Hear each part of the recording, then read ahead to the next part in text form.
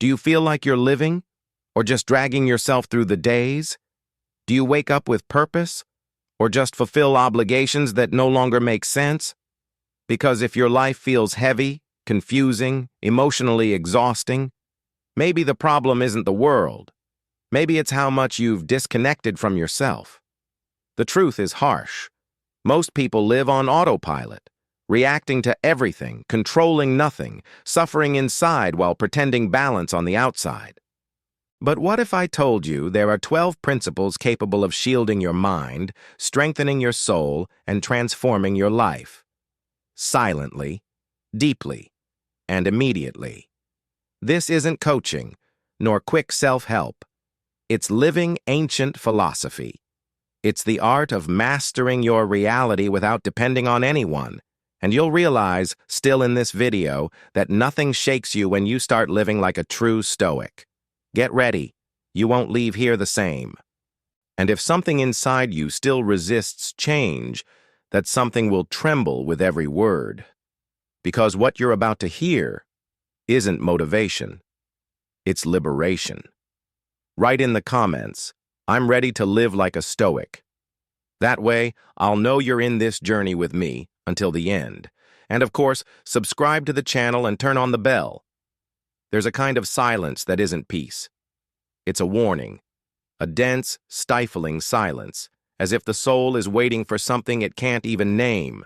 It's not emptiness, it's excess.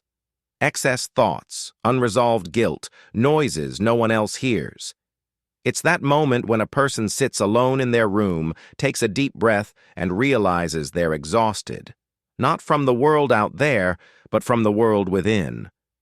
The mind spins aimlessly, the heart hides behind a mask of productivity, and the feeling of being alive slips through their fingers. That's where the first call to personal transformation is born. Not a shout. A whisper. A whisper that says, "You need to change, or you'll lose yourself." This silent chaos is more common than you think, and it almost always comes disguised as routine. Waking up, doing tasks, pleasing others, surviving the day, and at the end, lying down with the feeling that something's missing. Something essential, yet invisible. This is the phase where many seek quick answers, instant motivation, happiness formulas. But Stoicism doesn't offer shortcuts. It offers mental clarity. It offers Stoic principles that act like mirrors, showing with raw honesty where the real conflict lies, because the problem was never the world. It was the distance from the Stoic soul, from inner virtue, from conscious presence. Autopilot steals inner strength, and only those who silence deeply hear the call to change. The curious thing is, when internal pain reaches its sharpest point, it doesn't scream. It paralyzes. And that's where the danger lies, living frozen inside, pretending everything's fine outside. But the soul doesn't lie. It starts showing up in small signs: irritation without reason, constant anxiety, sudden discouragement. This isn't weakness. It's a warning. It's life-demanding mental reprogramming. And before any Stoic philosophy can work, you must acknowledge this invisible storm. This moment is ground zero of the inner journey. It's when a person realizes it's not about defeating chaos, but about no longer identifying with it. Because deep down, something greater is about to be born, and you need silence to hear it. There's a freedom no one can take from you. It doesn't depend on the government, your job, your partner, the weather, or even the past. This freedom begins when you truly understand what's up to you, and what never was. This is the turning point of Stoic philosophy. Epictetus said we're only responsible for our choices, thoughts, and attitudes. The rest is wind, and fighting the wind is what exhausts the soul. Those who try to control everything around them live frustrated. But those who learn to tend their own mind, like a garden, find emotional freedom no external tragedy can steal. Most people live imprisoned by external events. If someone criticizes, they crumble. If something goes off plan, they panic. If they lose something, they feel they've lost themselves. But Stoicism teaches the opposite. You can unlock your mind even amid chaos. True emotional mastery isn't suppressing feelings, but filtering reactions. And a resilient mind isn't born ready. It's cultivated daily, like a silent muscle. This awareness is the start of immediate transformation, a step toward deep clarity, emotional control, self-knowledge.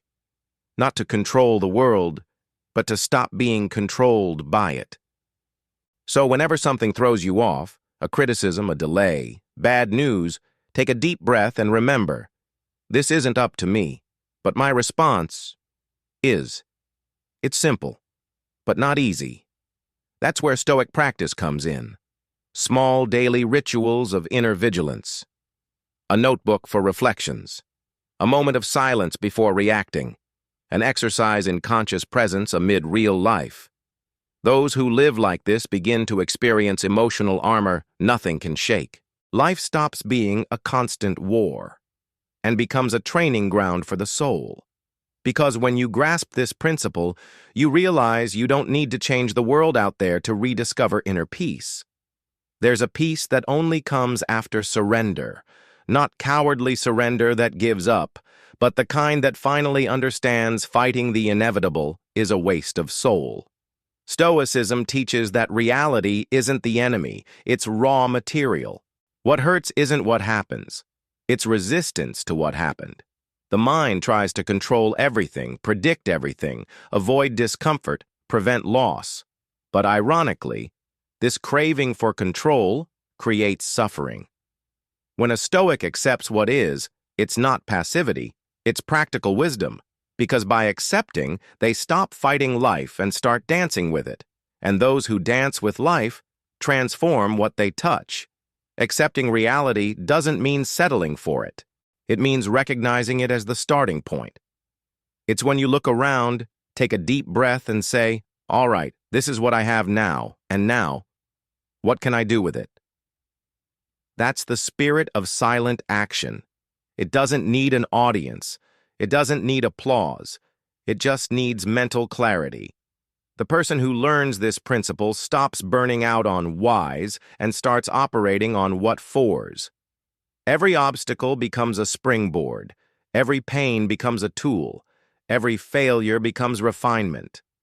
It's mental reprogramming at its highest form, not trying to escape reality but shaping it from within, with conscious presence and firm purpose. Stoic philosophy doesn't romanticize suffering. It redirects it. And that's exactly why it works. Instead of saying, this shouldn't be, the Stoic learns to ask, how can I grow from this? That changes everything. Where there was resistance, acceptance is born. Where there was struggle, clarity emerges. Where there was anger, inner strength grows. It's as if the world stops being a battlefield and becomes fertile ground, a terrain that demands inner work but promises lasting fruit. And in this process, life reveals itself less as something to be conquered, and more as something to be understood. And of course, subscribe to the channel and turn on the bell.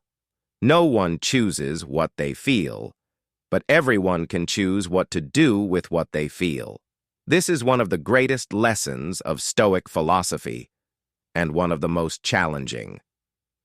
Emotions come like storms, some gentle, others overwhelming. Anger, fear, anxiety, frustration. They arrive uninvited, often at the worst time. But Stoicism teaches you don't have to become their hostage. You can feel them, look at them honestly, and still not act impulsively. This is emotional mastery. This is emotional freedom.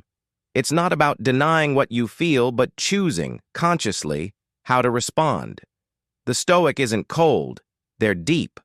They feel everything but refuse to be manipulated by the heat of the moment. And this is a practice, a daily, solitary, silent practice. It demands attention, vigilance, breathing. It requires knowing when to stay silent, when to wait, when to step back. It's like training the mind not to hand over the keys to your peace at every provocation. When someone attacks you, the first instinct is to snap back. But the resilient mind takes a deep breath and observes, is this anger mine, or is it just a reflection of what the other is dumping? That pause changes destinies, because between the impulse and the response lies the power of choice. And those who master this choice begin to master their own life. By cultivating emotional control, a person starts to realize the real enemies aren't out there. They're within. Unrealistic expectations, unhealed wounds, projected needs. And when these emotions take the reins, life becomes a constant drama. But with deep clarity, with self-knowledge, emotions stop being monsters and become messengers. They signal where there's pain, where something's unresolved, where there's room to grow. The Stoic listens to these messages calmly, humbly, purposefully. And by doing so, they transform turbulence into wisdom. Because in the end, mastering emotions isn't about stifling them. It's about hearing them with an awakened soul. Pain arrives without warning. Sometimes in a breakup, sometimes in a loss, a humiliation, a disappointment. It comes, invades, pulls the ground from under you. And almost always, the impulse is to resist, deny, flee. But Stoicism looks at pain with different eyes, not as punishment, but as an invitation to depth, an invitation to meet the Stoic soul, because it's precisely in discomfort that inner virtue is revealed. Pain doesn't come to destroy. It comes to show where there's still ego, where there's still expectation, where there's still fear. And when you accept this silent call, the most beautiful and hardest process of all begins, rebuilding yourself from within. Turning pain into virtue isn't poetry. It's practice. It's waking up on a tough day and still choosing to get up with dignity. It's crying in silence but not playing the victim. It's feeling your heart tighten but not dumping that on others. Pain teaches emotional mastery like no theoretical philosophy could, and it's in those moments that the Stoic is forged. When no one sees, when everything presses, when the soul bends but doesn't break. It's in pain that compassion, inner strength, practical wisdom are born, because those who've been through the fire and didn't harden begin to carry within them a light that never goes out. True personal transformation doesn't happen when everything's going well. It happens at rock bottom. It happens in solitude, in grief, in shattered expectations. But here's the catch. Not everyone who feels pain transforms. Only those who choose to dive into their own shadow with courage and come out with something greater. Suffering alone doesn't build anyone. What transforms is the attitude toward it. It's the choice not to waste a single tear, to extract deep clarity even from chaos, to use pain as a teacher, not a tormentor. And it's this silent choice that separates those who merely survive from those who truly awaken. Life changes, always. People leave, scenarios collapse, the body ages, plans fail. Nothing stays the same outside. And suffering arises when someone tries to hold on to what's naturally impermanent. It's like trying to trap the wind in your hands. Stoic philosophy teaches that everything outside our control is also outside our possession. The new car, the dream job, others' praise. It all passes. And when it passes, it takes with it those who identified with it. But there's something time can't touch. Something that remains even after loss, even after a fall. That essence is who you are inside. While the world spins out there, the Stoic cultivates inner roots. They don't anchor themselves in praise or get lost in criticism. They know emotional tides don't define their essence. Their Stoic soul stays firm, not out of coldness, but depth. They practice conscious presence, not to escape the world, but to live lucidly within it. When everything seems to collapse, the Stoic asks, "What inside me remains untouched?" And the answer, almost always, is silent. An inner peace that doesn't shout, but sustains. A serene strength that doesn't show off, but protects.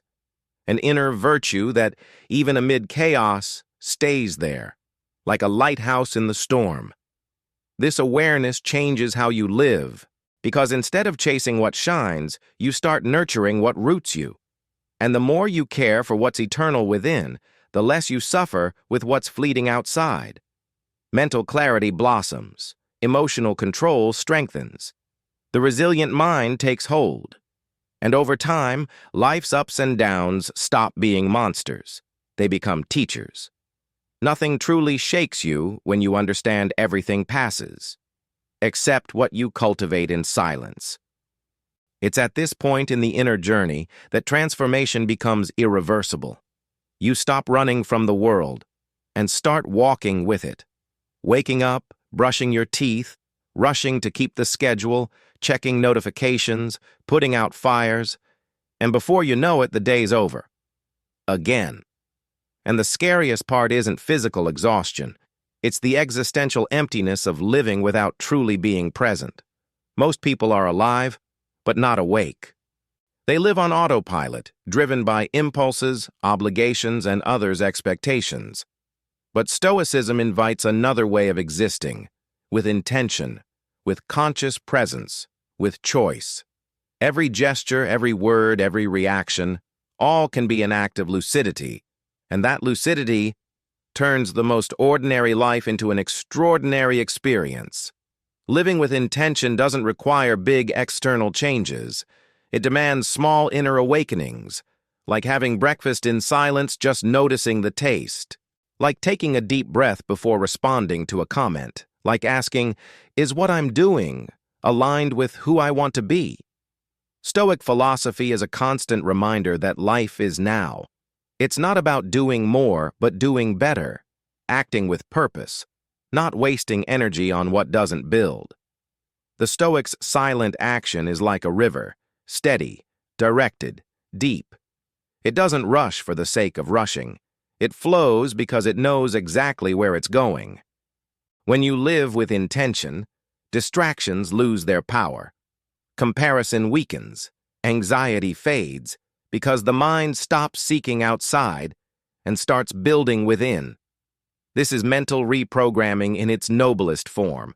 It's taking the reins of your own existence. It's waking up to life, rediscovering yourself, unlocking your mind, and breaking inherited patterns. Intention is the key that opens the door to personal transformation. And those who learn to live this way begin to experience an inner peace that doesn't depend on the external. Because deep down, the secret was never about doing more. It was about living better. You can spend your whole life trying to be accepted and still feel invisible. The pursuit of approval is a comfortable prison. It feels safe, but it empties the soul. Every praise brings relief, every criticism, collapse. The mind becomes hostage to others' opinions, and emotional freedom vanishes without you noticing. Stoicism breaks this dependency. It teaches that true value doesn't come from outside. It comes from within. The Stoic soul knows who it is, even when the world doesn't recognize it. Because mental clarity comes from self-knowledge, not applause. And those who truly know themselves don't sell out for approval. Living for others' opinions is like wearing a mask that never fits right. Every day, a role. Every setting, a character. And in the end, you don't even know who you are anymore. Stoic philosophy is a call to silent authenticity. Not shouting who you are, but living so integrally you don't need to explain. Marcus Aurelius said it's foolish to care so much about the opinion of those who don't know your soul. And he was right. Because in the end, what matters isn't what they say about you. It's what you uphold when you're alone, in the dark, without an audience. A strong mindset is born when you stop molding yourself to fit spaces that diminish you. When you choose your truth, even if it bothers others. When you understand that pleasing everyone is an invitation to emptiness. This isn't arrogance. It's self-respect. It's inner strength. It's living with purpose. Others' opinions may echo, but they don't need to define anything. Your soul isn't for sale. Your worth isn't up for negotiation. And the more you anchor yourself in this conviction, the lighter the inner journey becomes. Because little by little, you learn nothing truly shakes you when you stop abandoning yourself to be accepted. Thinking about death scares people. That's why most avoid the topic, as if silence could delay it. But for Stoics, meditating on death isn't morbid, it's liberating. Memento mori, they said. Remember you will die. Not to live in fear, but to live with urgency. Life's brevity is a daily reminder there's no time for trivialities, grudges, or masks. When you face finitude, priorities shift. What once seemed important fades, and what truly matters, love, virtue, presence, becomes clearer than ever. The awareness of death clarifies life. Marcus Aurelius wrote to himself, "Act as if you were to die now." This isn't a call to despair, it's a call to conscious presence. When you live as if each moment were your last, you stop postponing your truth. You say what you feel. You do what needs doing. You forgive, let go, choose with more wisdom. You stop living on autopilot. You live with intention, because those who recognize existence's fragility begin to value it. Stoicism turns death into an advisor, not a shadow, but a light. A silent guide that asks daily, if today were your last, would you be at peace with your choices? Practicing death is one of the greatest acts of mental reprogramming. It's trading anxiety for the now. It's overcoming the fear of loss and learning to simply be. Death equalizes everyone, and thus reveals what's essential. It dims the ego's shine and restores inner strength. And the more you live with this awareness, the clearer your inner journey becomes. The mind aligns with what has meaning. Life becomes lighter, decisions wiser. Because, in the end, it's not about living long. It's about living well. And those who meditate on death daily truly awaken to life. Knowing without acting is the same as not knowing. This is the blind spot of many seekers. They read books, watch videos, repeat catchy phrases, but don't change their behavior. Stoic philosophy, however, is brutally practical. It doesn't care what you know, but what you live. A true Stoic doesn't need to explain their philosophy. It shines through every action, in how they listen, respond, decide, rise after a fall. Real personal transformation doesn't happen in the comfort of theory, but in the discomfort of practice, in the tough choice, in the silence before acting, in the firm presence when everything tightens. Stoicism is a philosophy of silent action. And acting isn't about doing a lot. It's about doing what matters. It's not hiding behind promises. It's turning Stoic principles into daily habits, like the habit of writing reflections at day's end, of observing your reactions to an offense, of waking up and choosing a virtue to guide the day. These small actions shape the resilient mind, rewire old patterns, build mental clarity without fanfare. Because true wisdom doesn't live in pretty speeches, but in the firm discipline of those who live what they believe. With every coherent act, the Stoic soul grows stronger. The Stoic doesn't want to seem wise. They want to be. And that takes courage to fail, humility to restart, discipline to keep going. Theory points the way, but only practice transforms. And when practice becomes consistent, the mind stops being a slave to impulses and starts operating with purpose. Emotional control becomes instinct. Conscious presence becomes routine. Inner peace settles without relying on the external world. And so, step by step, without haste or audience, you stop merely studying transformation and start embodying the change you've sought. Now that you know the 12 Stoic principles, the question isn't whether you understood. The real question is, will you put this into practice or let it pass as just another inspiring piece of content soon forgotten. Because the difference between those who change their lives and those who just hoard knowledge lies in action. Don't wait for the perfect moment. Start small, but start. Choose one principle, just one, and live it for a day, then a week, then a lifetime. And if you've made it this far, answer me honestly. Which of these principles touched you most? Which one will you apply today? Leave it in the comments. I want to know what stirred you inside. And of course, subscribe to the channel and turn on the bell.